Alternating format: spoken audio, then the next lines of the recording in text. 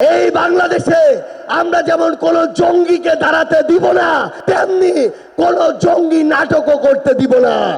200 বছরের ব্রিটিশ উপনিবেশিক শাসন থেকে নতুন আরেক যুগে এসেছিলাম, কিন্তু অধিকার পাইনি। 23 বছরের পাকিস্তান আমলে ছিলাম, অধিকার পাইনি। 54 বছরের স্বাধীন বাংলাদেশে ছিলাম, অধিকার পাইনি।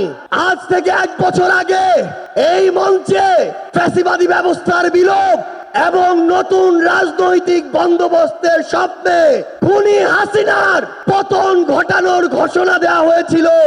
1 বছর হয়েছে, কাঙ্ক্ষিত অধিকার পাইনি। আমরা আর হতাশার কথা বলতে চাই না।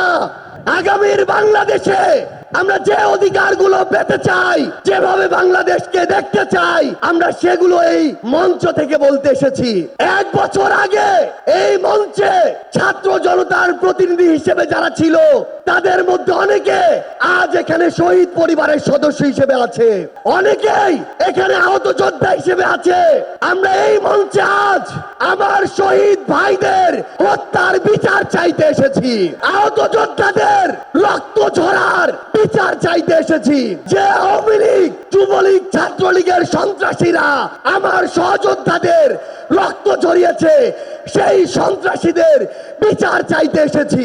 আমরা এই অন্তর্বর্তীকালীন সরকারের কাছে মৌলিক সংস্কারের নিশ্চয়তা চাইতে এসেছি। আমরা আমাদের অসহায় শহীদ পরিবারগুলো, একমাত্র অবলম্বন হারানো শহীদ পরিবারদের পুনর্বাসন চাইতে এসেছি। আমরা আমাদের আহত যোদ্ধাদের তাদের প্রয়োজনীয় চিকিৎসা নিশ্চিত করার অধিকার চাইতে এসেছি। আমরা আজকে এই মঞ্চে স্পষ্ট করে বলতে চাই, ওই 72-এ যেই সংবিধান একটা দলের সংবিধান ছিল, যেই সংবিধানের ড্রাফট আরেকটা দেশ থেকে পাশ হয়ে এসেছে, সেই মুজিববাদী সংবিধান এই বাংলাদেশে আর আমরা থাকতে দিতে পারি না। আমরা আজকের এই মঞ্চে মুজিববাদী সংবিধান ভেঙে চুরে শেষ করে দিয়ে নতুন সংবিধান চাইতে এসেছি। সংগ্রামী সহযোদ্ধারা, আমাদের যে লড়াই, এই লড়াই শুধু 24-এর জন্য লড়াই না। ওই 2009 সালে বিডিআর পরিকল্পিত হত্যাকাণ্ডে যাদের হত্যা করা হয়েছে, তার পিছনের প্রত্যেক কুশলীদের সর্বোচ্চ শাস্তি চাওয়ার জন্য আজকে আমরা এই মঞ্চে এসে হাজির হয়েছি।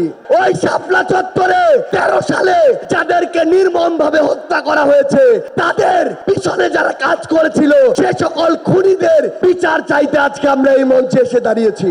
বাংলাদেশের আপামর ছাত্র জনতা, আমাদের সংগ্রামী সহযোদ্ধারা, আমরা শুধু আপনাদের স্পষ্ট করে একটা জিনিস বলি, এই বাংলাদেশে আমরা যেমন কোন জঙ্গিকে দাঁড়াতে দিব না, তেমনি কোন জঙ্গি নাটকও করতে দিব না।